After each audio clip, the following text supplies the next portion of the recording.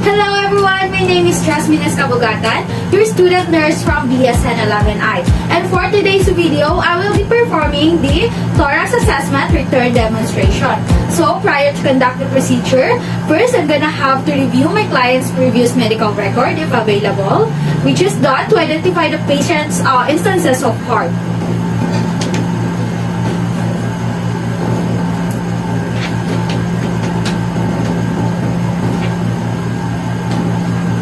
So second would be to determine the scope of the assessment, which includes your thorax and lungs using IPPA or the inspection, the palpation, the precaution, and the auscultation. And of course, I have to prepare the necessary equipment needed to save time and energy, which includes the skin marker, the centimeter ruler, and of course the stethoscope.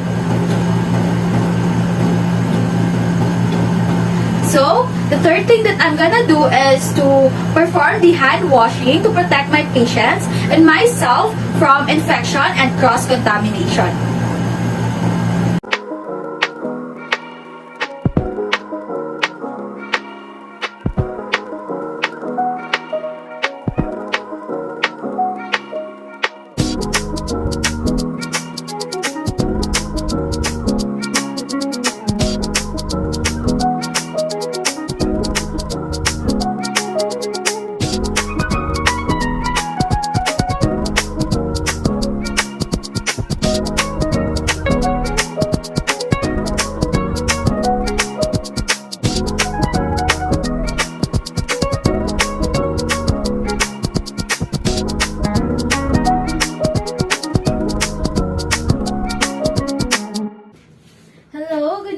Sir, I am Jasmine Kabugatan, your student nurse from BSN 11I.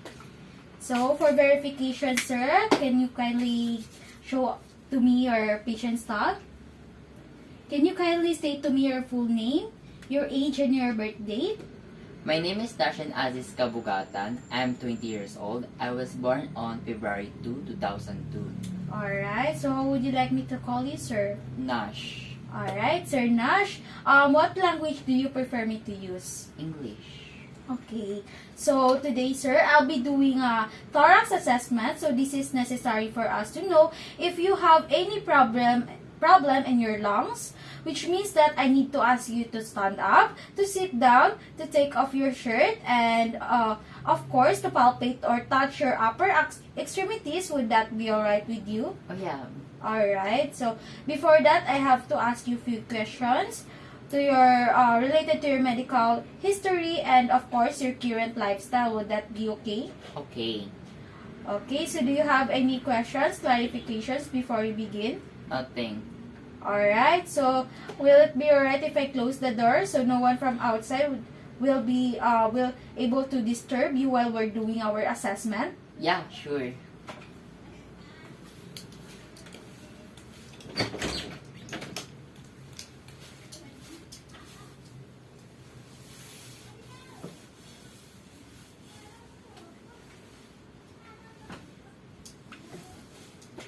So do you feel comfortable with the light and the temperature? Yes. Alright. So sir, may I ask you if you feel any pain or in your body right now? As of now, I don't have. Do you have any medical problems back then, sir, like asthma, COPD, or heart disease? I only have asthma. How about your environment at your home, sir? Do any of your family members or someone at your home that regularly smoke? My father is a heavy smoker. How about your working environment, sir? Well, I'm working in an automobile repair shop where I used to fix car problems for the meantime. Alright. So now let us proceed with our working phase. With this assessment, I'm gonna need first to check for any signs of respiratory distress or problems with oxygenation. And I'm gonna need to observe the color of face, lips, and chest, and fingernails. So, sir, you may now take off your shirt. So, sir, let us begin with palpating your trachea.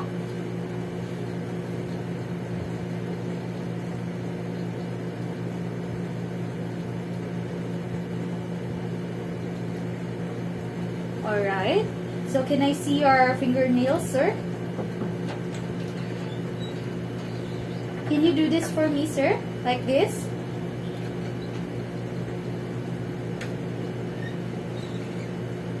Alright.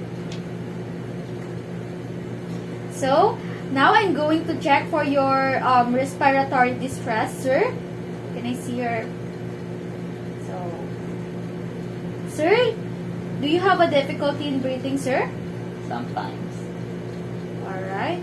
So now, I want you to stand up, sir, for me to check for your configuration.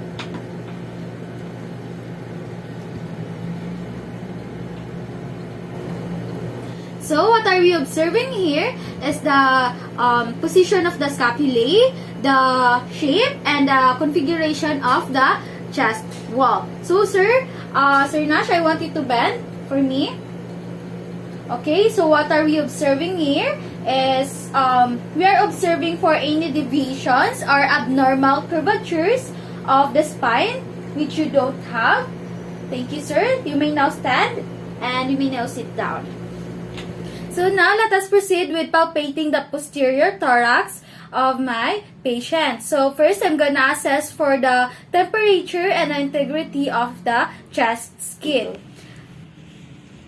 So sir, please tell me if you feel anything okay. Okay. Now I'm going to palpate for your thorax areas if there are any abnormal movements.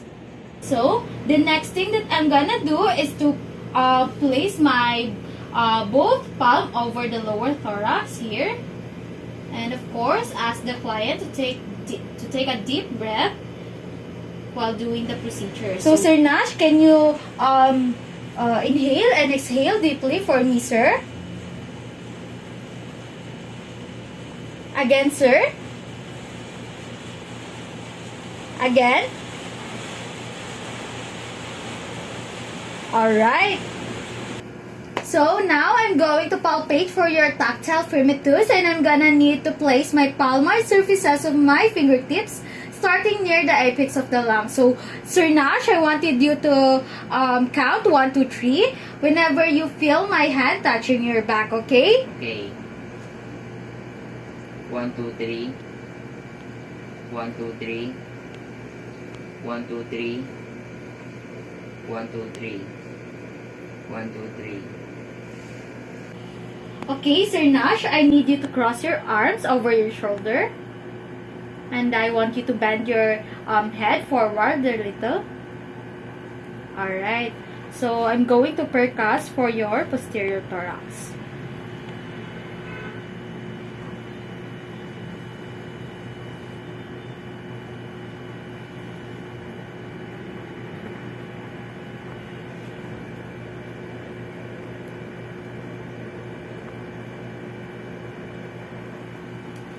Alright. Okay, so now I'm going to measure the diaphragmatic excursion.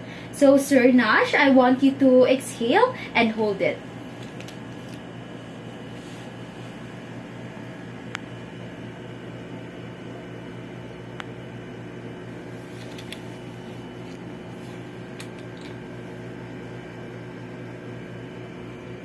Okay, sir, I want you to inhale and hold it for me.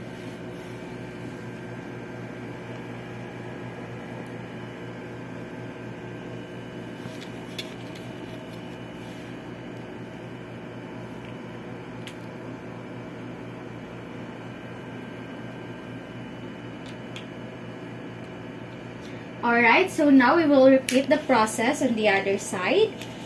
And we will measure the expiratory and inspiratory of the downers. So, sir, I want you to exhale again.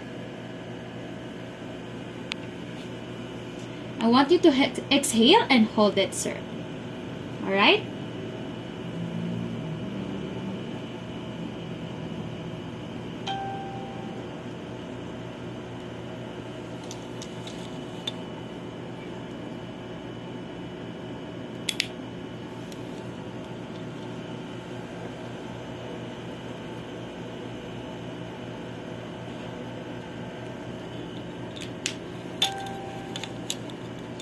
And I want you to inhale, sir. And hold it.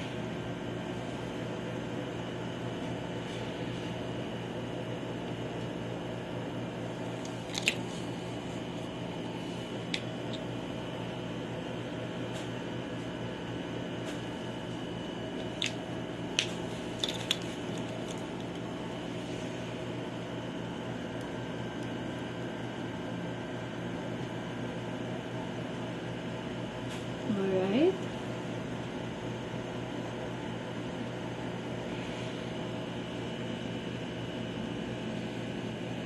Okay. The next thing that I will do is I'm going to auscultate for your breath sounds. So what I wanted you to do is to breathe deeply with your mouth open, alright? Okay.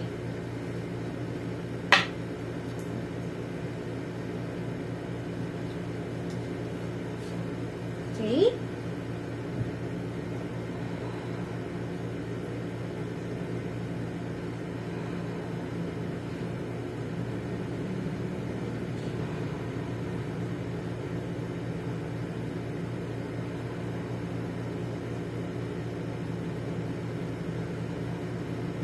Okay, thank you very much, sir. So now I wanted you to repeat saying 99, okay?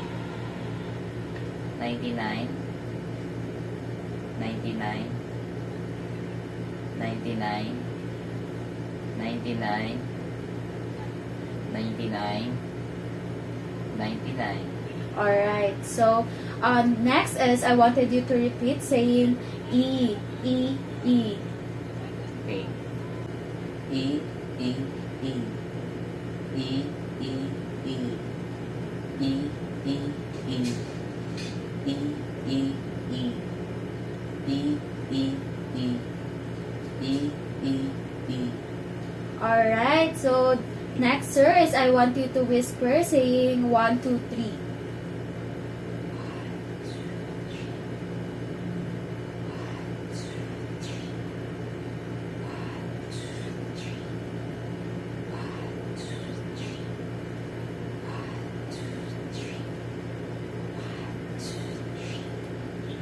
Alright, thank you very much, sir.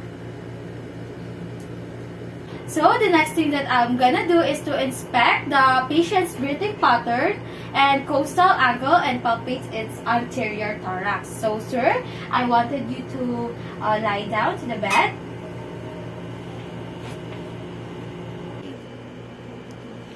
So, sir, I'm going to palpate for your anterior thorax. So, please tell me if it hurts anywhere, okay? Okay.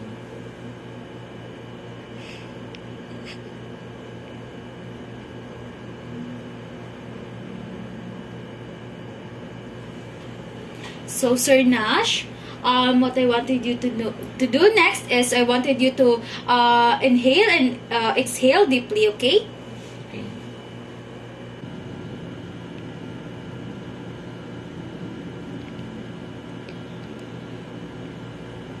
Okay. So now I will auscultate for your breath sounds. So what I want you to do, Sir Nash, is to breathe deeply with your mouth open, okay? Okay. Alright.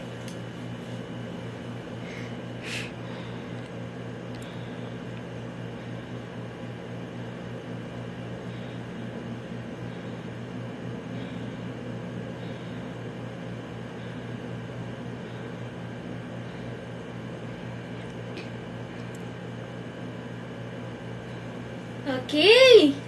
Thank you very much. You may now sit. Okay, sir, to sum up everything that we've covered, your spine is vertically aligned and straight. While palpating for your anterior or posterior thorax, your skin is intact and temperature is slightly warm.